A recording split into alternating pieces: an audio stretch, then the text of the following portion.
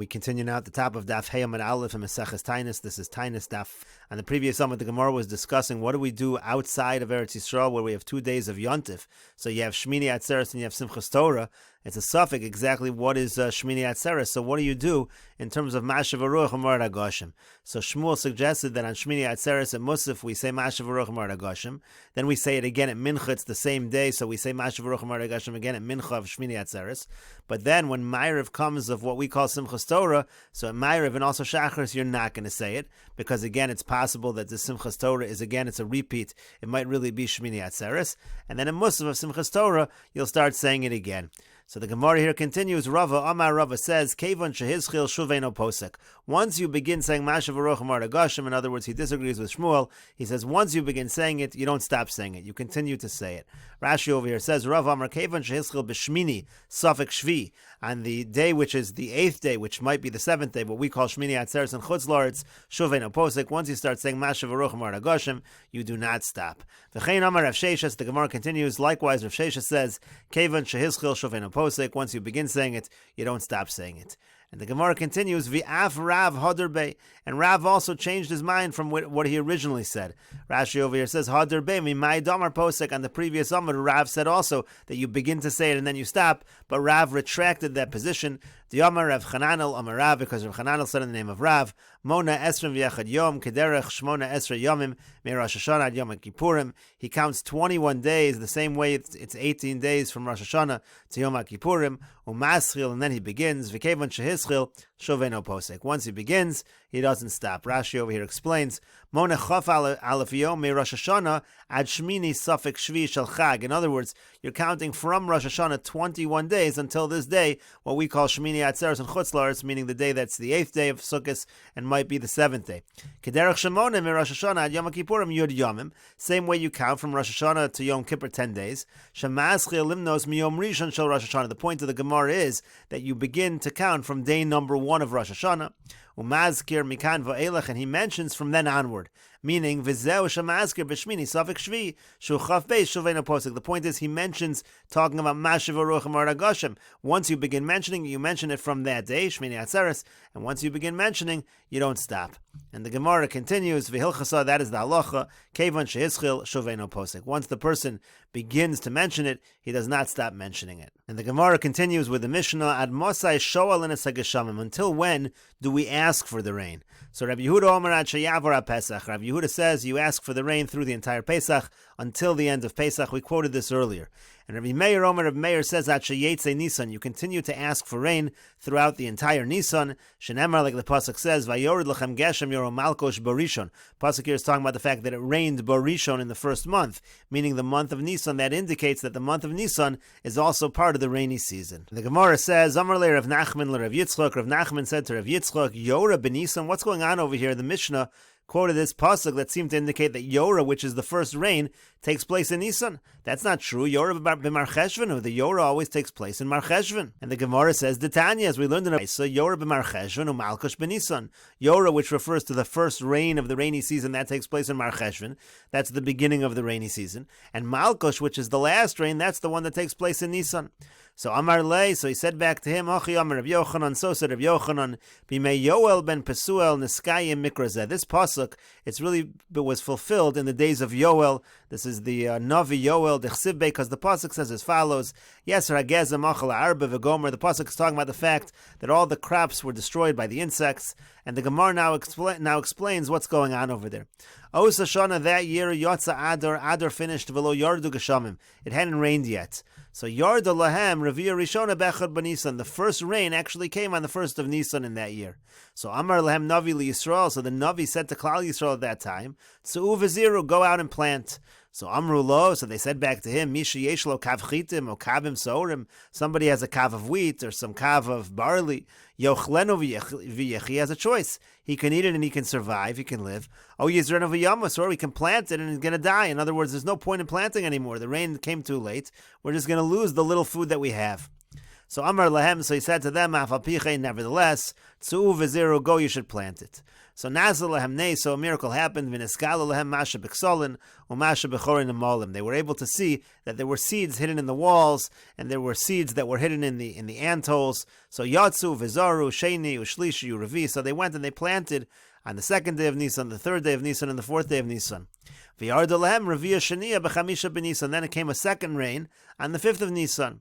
Hikrivu Omer B'shisha Asar B'Nisan, and then they were able to bring the Omer on the 16th of Nisan, meaning the crops grew very quickly in that year. It was a miracle. Nimtzas Tavua HaGedela B'shisha Chadashim, came out that crops that usually took 6 months to grow, Gedela B'achar Asar Yom, they ended up growing in 11 days. Nimtza Omer HaKarev Mitvua Shel Shisha Chadashim, it came out that the Omer that's normally brought from crops that grow over 6 months, Karev Mitvua Shel Achar Asar Yom, it ended up being brought from grain that grew in just 11 days. V'aloso hador hu omer. It's about that generation that the pasuk says hazorim b'dima berina yiktzoru haloch yelech uvacho nosei meshach hazora v'gomer. In other words, they plant in tears. They were planting thinking it was going to be for nothing, but berina yiktzoru, they were able to harvest it in song. They were able to rejoice when they harvested. Gemara now explains the other parts of the pasuk. My haloch yelech uvacho nosei meshach v'gomer. What does this part of the pasuk mean when it says haloch yelech? It goes and it cries. So Amar Rav Yehuda says, sure, kishu choresh, what it means is as follows. The axe in that year when it used to plow, so holech uvoch, it was crying at that time. Uvechazirasa, and when it returned from the plowing, already so quickly, so ochel chazes minatelim, was already able to eat the chazes, which is that young crop that was already growing. Again, it grew very quickly in this miraculous fashion. V'zeu bo yav avarina, that's what it means when it says bo yav avarina. Again, same idea. The idea is they were rejoicing when they came back. And the Gemara says, "My nosei alumosav." What does the pasuk mean when it says nosei alumosav? Amar Rav Chisda says, "V'amri lo b'masnisa tana." Some people say it was taught in the Brisa. Kona zeres, that in this particular year the stalk was just a zeres tall, and shibola zersayim, and then the ear, meaning the part that contained the food, that was double the size, that was 2 zeres. In other words, it was an unusual crop. Usually the stalk, which doesn't contain the food, is much larger, but in this particular year the stalk was small, the stem was small, and the actual food was abundant. And the Gemara continues, Amar le Rav Nachman le Rav Yitzchak. Rav Nachman said to Rav Yitzchak, what does the pasuk mean when it says, this is a pasuk in Melachim by Elisha. Elisha says, Ki kara Hashem l'rov v'gam bo elo aretz sheva shanim. It says there's going to be a famine coming. It's going to last for 7 years. So the Gemara says, B'hanach sheva shanim ayachol. So what did they eat during those 7 years? So Amar le, so he said back to him, Rav Yitzchak responded to Rav Nachman, Hachi Amar Rav Yochanan, so says Rav Yochanan, Shana Rishona achlu masha bebatim. In the first year they ate that which was in the houses. Shniya achlu masha besados. The second year they ate what was in the fields. Shlishis besar behema tahora. The third year they ate meat from the kosher animals. Ravias besar behema tmeya. And the fourth year they ate meat from the non-kosher animals. Chamishis besar shkatzim uramasim. In the fifth year they ate the meat from the insects. Shishis in the sixth year besar b'neim uvnoseim. They ate the meat from their sons and their daughters. Shavias, and in the seventh year besar zeroseim. They ate the meat from their own limbs. Lakayim mashanemar, and this fulfilled that which it says in a different pasuk. It says ish besar zero yochelu. A person's going to eat the meat from his own arm, from his own flesh. And the Gemara continues, V'yamar le Rav Nachman le Rav Yitzchak, and Rav Nachman said to Rav Yitzchak, Mai dichsiv, what does the following pasuk mean? Pasuk says, Bekir b'cha kadosh, it's holy in your midst, v'lo avo b'ir, and I'm not going to come into the city. So what does that mean? Mishum de v'kir b'cha kadosh lo avo b'ir, because it's holy, that's why HaKadosh Baruch Hu is not going to come into the city. It should be the opposite.